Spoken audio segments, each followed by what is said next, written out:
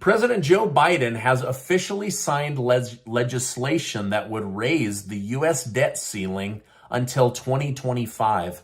This is important because it will allow the federal government to continue to make payments such as interest owed to foreign countries, Medicare, Medicaid, Social Security, SSI, disability, veterans benefits, etc. So this is a good thing. However, many Republicans are now complaining that this does very little, and the little that it did is extended over a 10-year period. So at the end of the day, this had to happen in order to keep the United States from defaulting, but in the long run, it has hurt the United States of America. While Biden is being cheered for this accomplishment, the FBI is set to release documents to Congress that may link him to a $5 million bribery scheme, according to an anonymous whistleblower. Fox News has reported that the source is a highly credible, pre-existing FBI source who generated the document in question. Furthermore, the source may have special insight, as he has reportedly been informing the FBI and Congress on special situations since President Obama was president. Now, this point is worth highlighting, as Biden's alleged crimes took place while he was vice president to Barack Obama. Now, a spokesman for the House Oversight Committee told CNN that although the FBI is giving up the documents, they will still hold Christopher Wray in contempt for failing to provide the document on time. New details out today show that the Biden family used several shell companies in order to silently funnel money from foreign countries into their family bank accounts without alerting the bank. Now, basically, these were LLCs that were set up solely for the purpose of passing money and not for being an actual business. What do you think of this former Obama administration person ratting out Joe Biden for the good of the country? Personally, I can't think of who it might be. I know Barack Obama himself did not like Joe Biden, but I doubt it was the former president. Now, speaking of President Obama, his former analyst, David Axelrod, told CNN over the weekend that Democrats will lose a Senate seat because of Joe Manchin in West Virginia.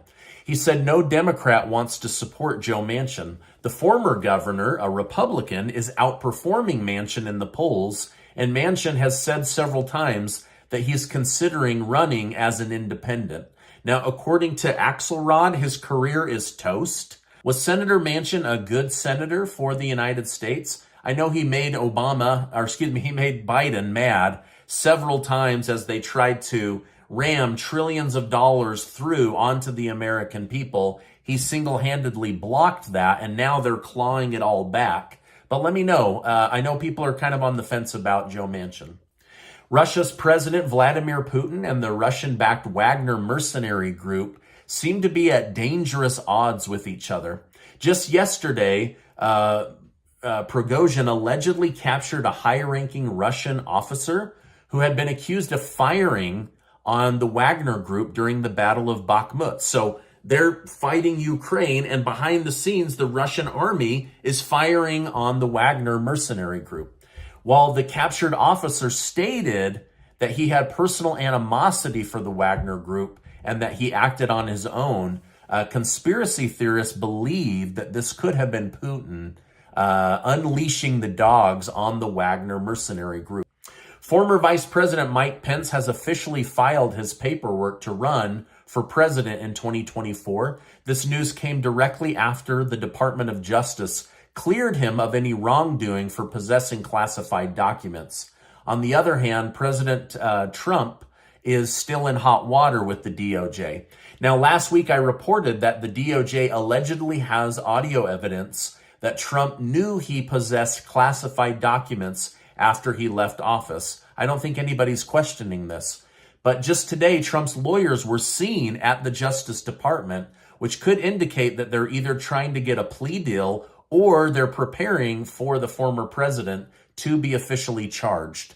Trump seemed to react to the notion of that charge by putting out this statement. How can the Department of Justice possibly charge me who did nothing wrong when no other presidents were charged, when Joe Biden won't be charged for anything, including the fact that he had 1,850 boxes, much of it classified, some of it dating back to his Senate days. Now, do you think it's equal in the eyes of the law to press charges against Donald Trump, but not press charges against Joseph Biden? Let me know your thoughts down below. The store, Target, could be in real trouble. They launched an LGBTQI plus 2SA clothing line with a Satan-worshiping designer to give transgender people a place to buy clothes. It backfired, and the company lost $12 billion in 1 week. Now transgender people and some members of the LGBTQI plus 2SA community are also going on boycott against shopping at Target. So both groups are now boycotting Target. Angry parents and transgender people and some people from the LGBT community. In fact, just today, Elon Musk of Twitter and Tesla said, you can't lose investors $15 billion without major backlash and a likely class action lawsuit from investors against the executives at Target. This could be a huge defining moment as the CEO has operated in opposition of what is best for shareholders by losing them $15 billion in money. New York is really struggling. The mayor of New York is now paying churches to allow illegal immigrants to sleep in their gyms, classrooms, and chapels. He is also taking away gyms from school children so that these immigrants can sleep at the school. Now, most of these illegal immigrants, we're being told, are men. So men are basically in these churches, in these schools, and the children are being blocked off from certain parts of the school. They're having PE and gym time taken away from them. In fact, the mayor of New York is now offering money to allow illegal immigrants to sleep on your couch. So New York is absolutely bursting at the seams with taxpayer-funded government welfare programs, hotels, schools, churches, private residence houses, and yet this is only a fraction of what the people in Texas are dealing with.